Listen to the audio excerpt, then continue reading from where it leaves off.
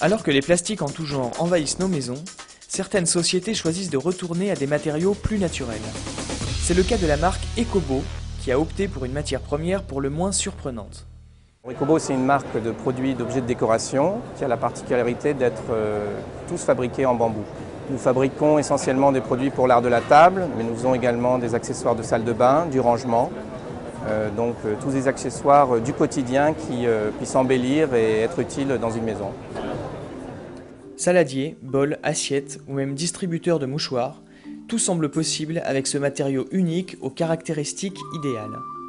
Alors l'avantage du bambou, c'est qu'il est à la fois souple et rigide. Il pousse extrêmement rapidement, donc on n'en manque pas. Il supporte très bien les endroits tropicaux et les endroits tempérés.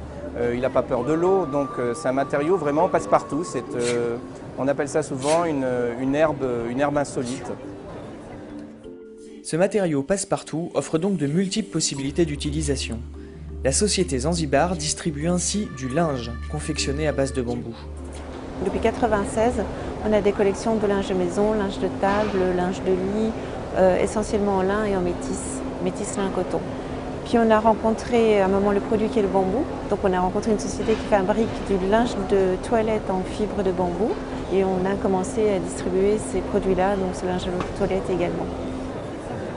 Il y a une base de coton et des fibres de bambou, donc un fil qui est fabriqué à partir du bambou qui sert de trame et de bouclette dans la serviette d'éponge de toilette.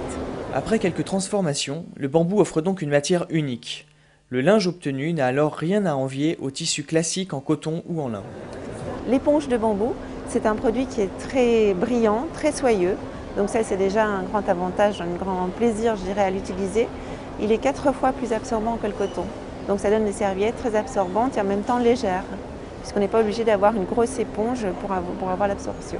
Et le bambou, par ailleurs, au niveau écologique, c'est un végétal qui pousse sans pesticides. Donc c'est de la mauvaise herbe, ça pousse comme ça. Donc on a un produit qui n'est pas traité comme l'est le coton, avec beaucoup de pesticides avant de pouvoir devenir donc un tissu qu'on utilise tous les jours. C'est aussi pour ses qualités environnementales que le fondateur d'Ecobo a choisi ce végétal, mais pas seulement. Pour une société qui se veut éthiquement responsable, l'impact social est tout aussi important.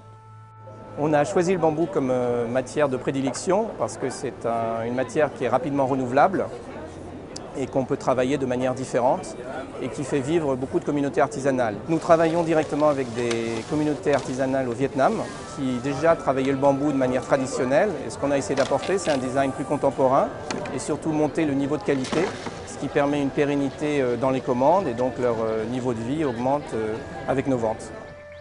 Travailler avec les populations locales apporte ainsi un savoir-faire unique, mais permet aussi de réduire les coûts environnementaux liés au transport ou encore aux machines utilisées. Le bambou qu'on utilise, il pousse dans des plantations qui sont ou certifiées, ou il pousse naturellement. Le bambou il pousse à l'état sauvage puisqu'il repousse tout seul, proche des villages. Donc l'idée aussi, c'est de pouvoir avoir accès à la matière première, proche de là où elle est transformée. Et comme tout est fait main, il y a très peu d'incidences, je dirais, techniques, où on n'utilise pas de grosses machines. Ainsi, pour développer de nouveaux produits naturels, écologiquement et socialement responsables, il est parfois bon de regarder ailleurs.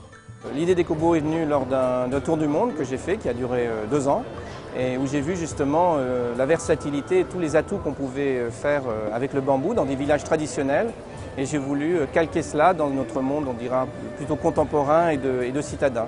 Voilà. Et puis de joindre l'utile à l'agréable, c'est-à-dire à la fois développer un business qui soit viable économiquement, qui fasse plaisir au niveau esthétique, mais qui ait une plateforme sociale et environnementale saine.